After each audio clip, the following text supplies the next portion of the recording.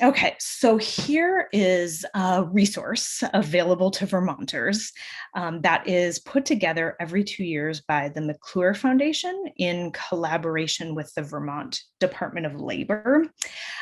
They put together a brochure, and we're going to share a link with you to a PDF that you can take a moment to click on that link, download the PDF. You can either have it on your device. We're going to recommend that you jot some things down on it. So you can either annotate that in a PDF viewer on your device, or you could print it if you have access to a printer and you could handwrite on it. So see if you can open that and get ready. We're going to show you how to navigate labor market information. And this labor market information will be specific to Vermont. And this will help you on your career path. So as you're planning, you're looking at what your interests are, you're looking at occupations available. If you know how to use labor market information, you'll have the data you need to make some really important choices. Okay, so I'm going to show you what information is included in this labor market information. And for this resource, Pathways to Promising Careers, it's a brochure. It's meant to be printed and shared that way. So it has just 60 occupations. And in Vermont, there's 567 occupations as of 2020. So this is just about 10% of the occupations in Vermont. And these are the highest paying, highest demand jobs. So that's the information that we'll be looking at right now. But we'll also share a link where you can go right to the Vermont Department of Labor's labor market information and get this same data on every occupation in the state. So don't worry if an occupation you're interested in isn't listed here. There probably wasn't space to put it here, or it may not be as high paying and in high demand as all of these occupations, but it still could be a really important, good paying job.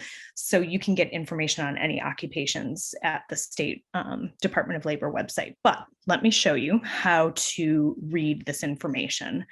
So you'll see that there are different colors of sections here. On this page, there's orange and yellow, and on the next page, there's like kind of this dark blue and a teal green.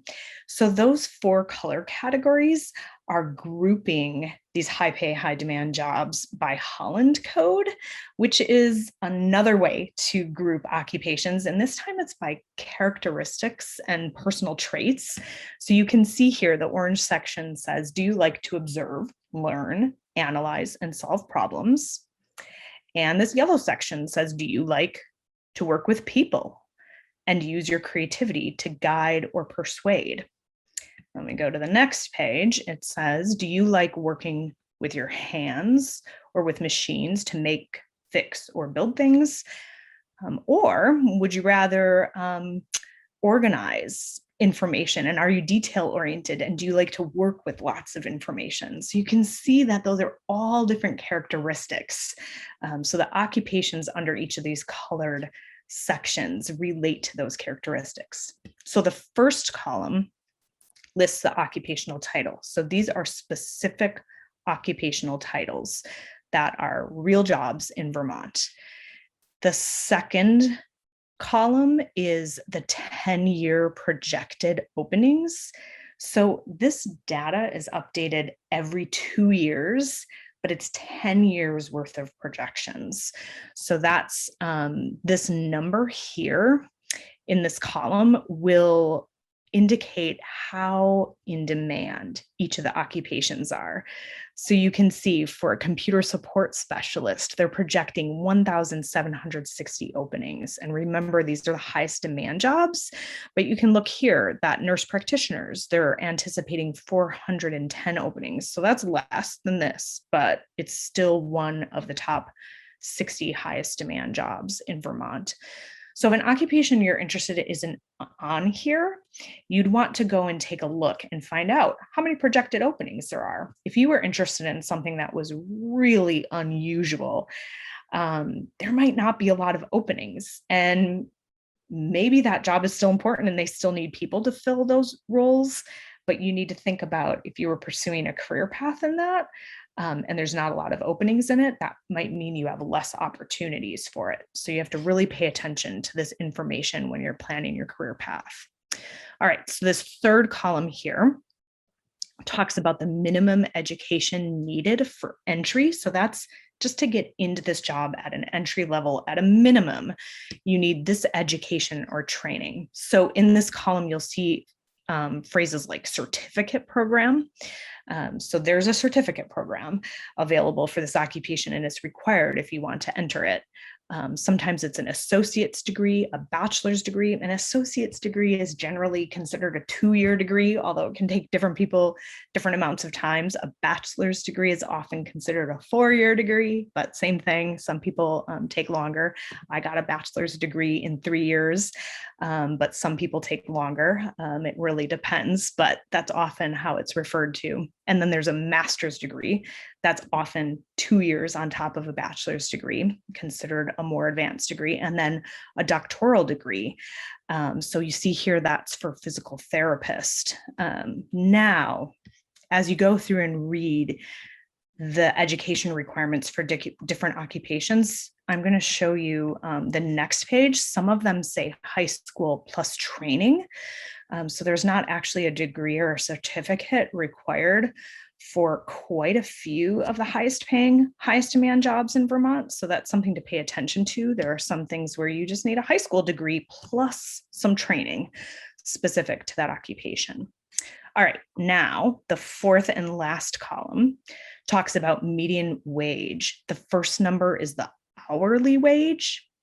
So you'll see here for computer support specialist, it's $24 an hour. That is the amount of pay that a person would receive per hour. And the second number is yearly. So it's like an annual salary, the amount of pay you'd receive over a year. But if you look at that column, it says median. And median means the middle.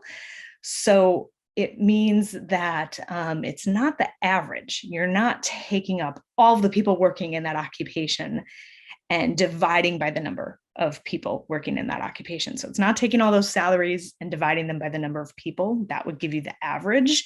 The reason they don't use average here, or mean, another mathematical term for average, is because there could be some real outliers. There could be someone who's making a huge amount of money because maybe they're in an occupation with a very successful and lucrative company that's making more than people normally would, and they could boost that whole average up, kind of inflating how much you would actually earn in that job. So when they take the median, they're saying that half of the people make less than this and half of the people make more than this, and they're in the middle. So you can look at that wage information. Now, another thing you might notice is that sometimes the higher the education or training, the higher the pay, but not all the time. There are some high-paying jobs that require less education than another job that might pay less. So sometimes it's correlated and that's the case, but not all the time. So you have to look individually at occupations.